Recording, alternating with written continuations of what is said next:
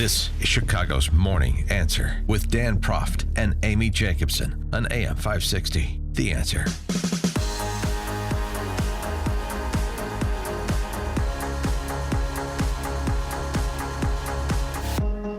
Top of the morning, Dan, and in for Amy is Chicago Tribune columnist John Cass. And John, 2 books out this week, making quite a splash. Tim Alberta, who's the former National Review writer, now at Politico. His book, American Carnage, on the 2016 campaign. Hugh Hewitt wrote about it, but it's got some fascinating stories, including one that was posted on Politico yesterday about what transpired after the Access Hollywood tapes came out and how that second debate in St. Louis, arguably, certainly in Trump's mind, saved his candidacy.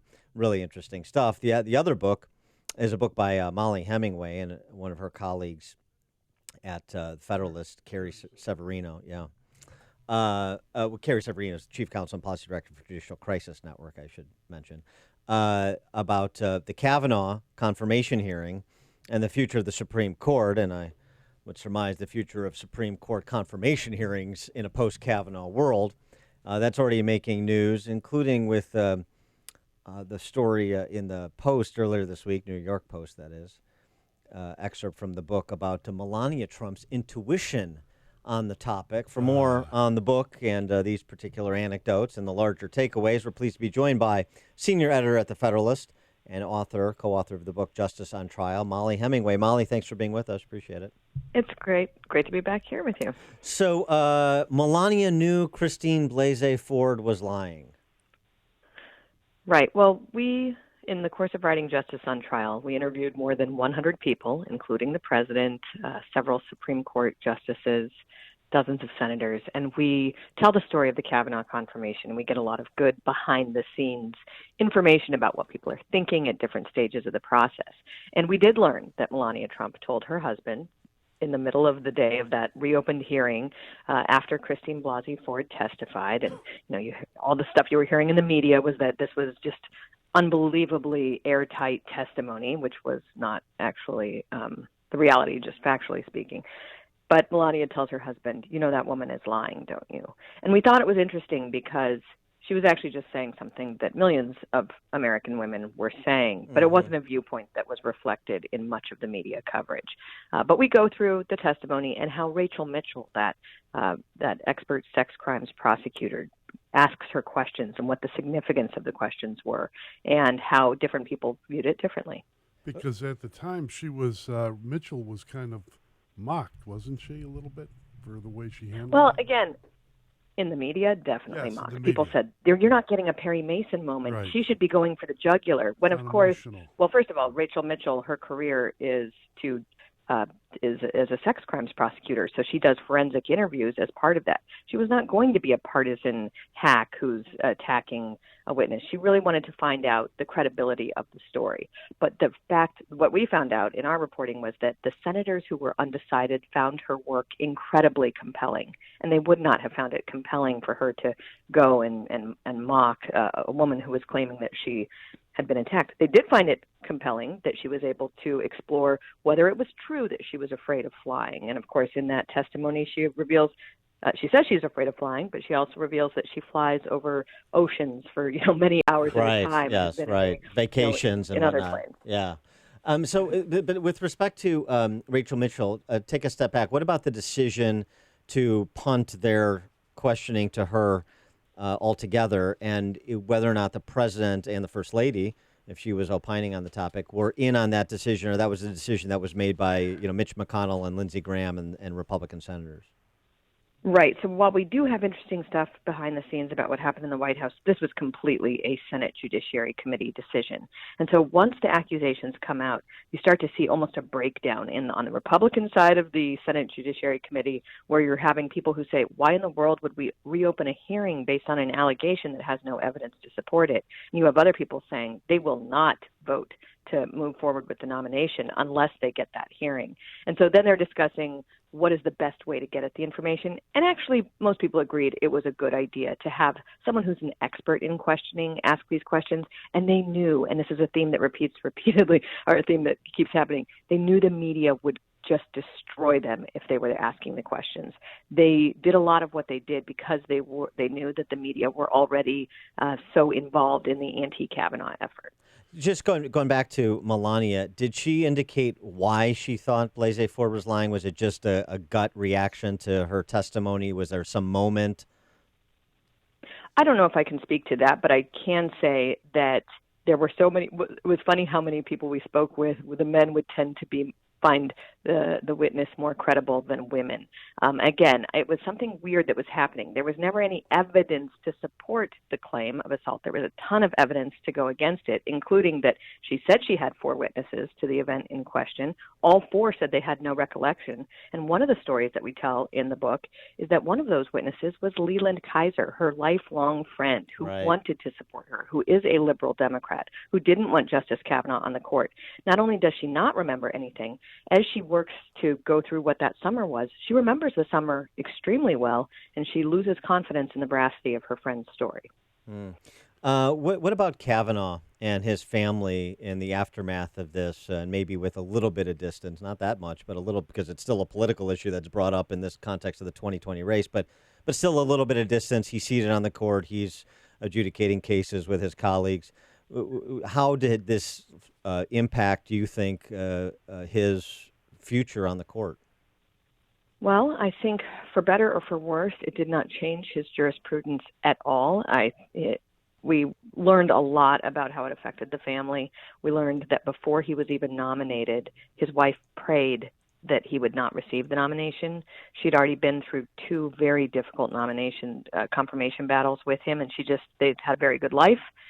That he had a lifetime appointment on the lower federal court. He didn't need it, so she prays he doesn't get it. He does get it, and then she is having to be supportive as things get worse than she could have possibly imagined.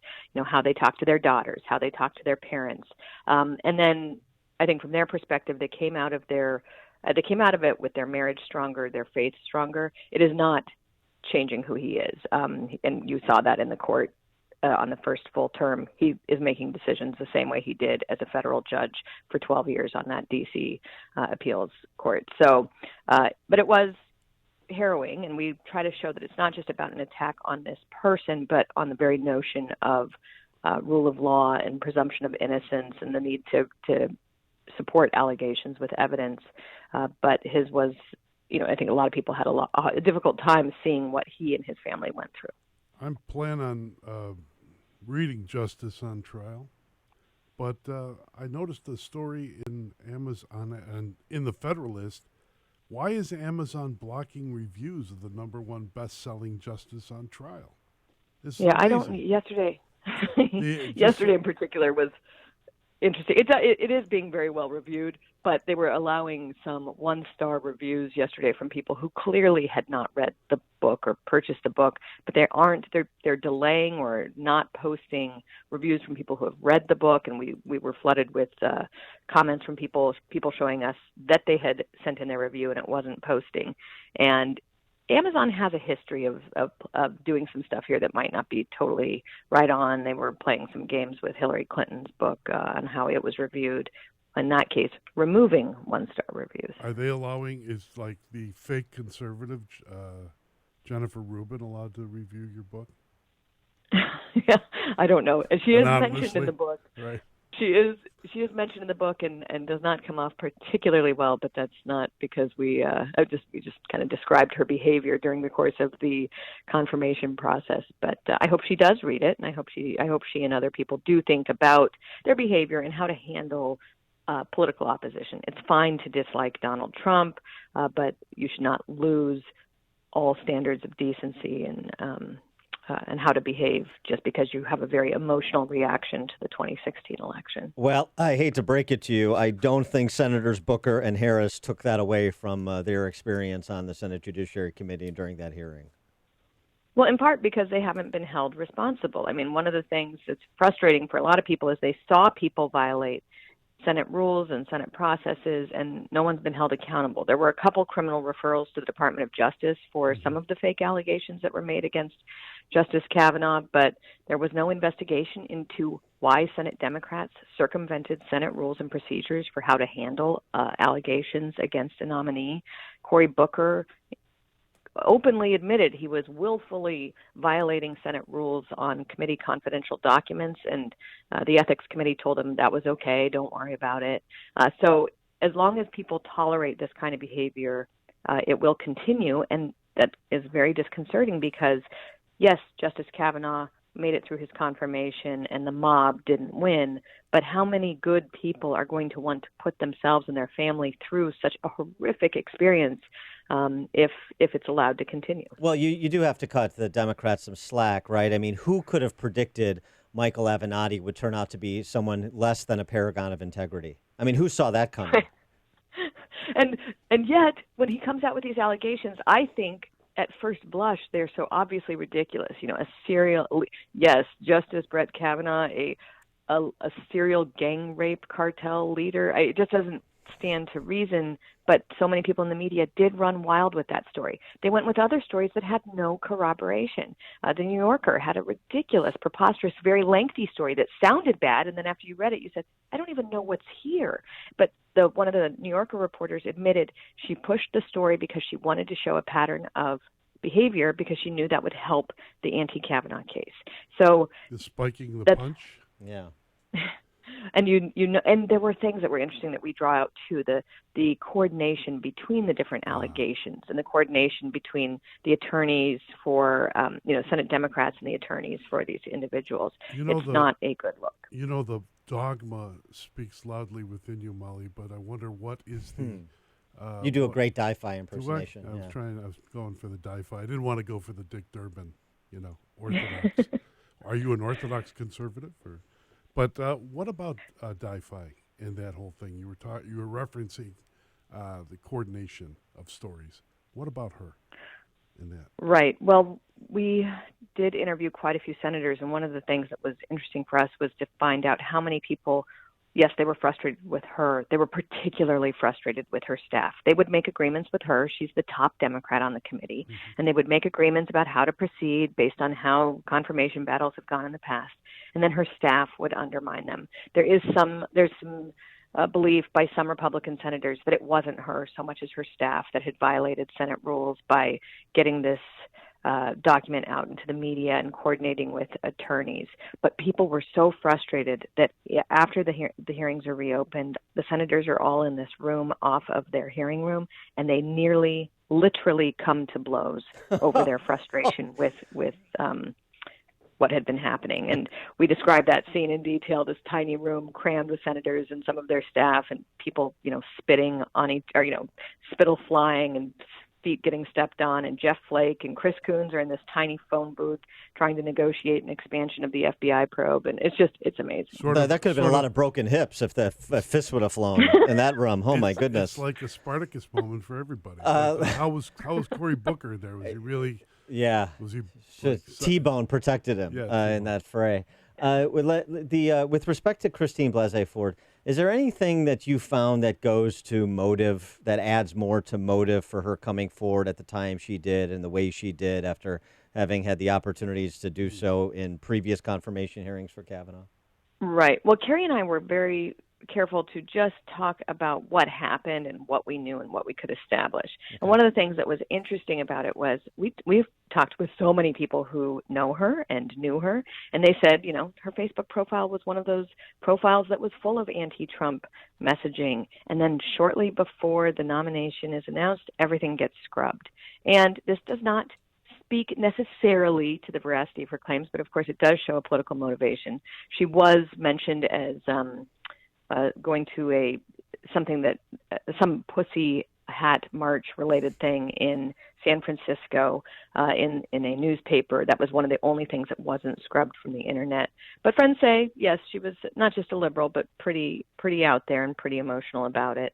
And we also learned just that in general, she was not as described by the Washington Post. The Washington Post wrote very gauzy profiles of her. Her friends say that was not their recollection of her in high school. I got to ask you, what about the two front doors? What is that? Well, that again is one of these things that apparently the media found it very compelling. Her story that the memory came out as they were building a second front door for their house because she wanted a second door to escape. The Senate Judiciary Committee had multiple people saying they'd known her over decades. They'd never known her to need multiple doors. And it turned out that the second front door was not about a need to escape, but an additional entrance in because they built an apartment or something that they could rent out in their house. So and was that highlighted at that moment to basically undercut her credibility? I don't remember it was. No, in fact, there were almost no reporters doing anything with her story in terms of analyzing it for how accurate it was, except for just, very few. And one reporter at Real Clear Investigations actually checked out the house, checked out the building records, checked out the fact that they had been renting it out, and wrote the story on that, and very few other people picked it up. Such a difference with how we were seeing, every stupid joke Brett Kavanaugh's buddy from high school made in the yearbook getting scrutinized, but nobody looking at pretty odd allegations being made about second front doors and how they relate to Brett Kavanaugh. Very interesting. And so the takeaway, so going forward, when they run out of body doubles for Ruth Bader Ginsburg and there's a nominee Amy Coney Barrett. There's a nominee to replace her, yeah. So Amy Coney Barrett, let's say it's a second term of President Trump, or Breyer decides he's had enough. What is that confirmation hearing going to look like? Well, that's one of the reasons why we wrote Justice on Trial. We want to have people be prepared for what's going to happen. This was replacing a swing vote, Anthony Kennedy. What happens when you're replacing an actual liberal bloc justice, someone like Ruth Bader Ginsburg? It could be apocalyptic, and that's not healthy for the country if that happens.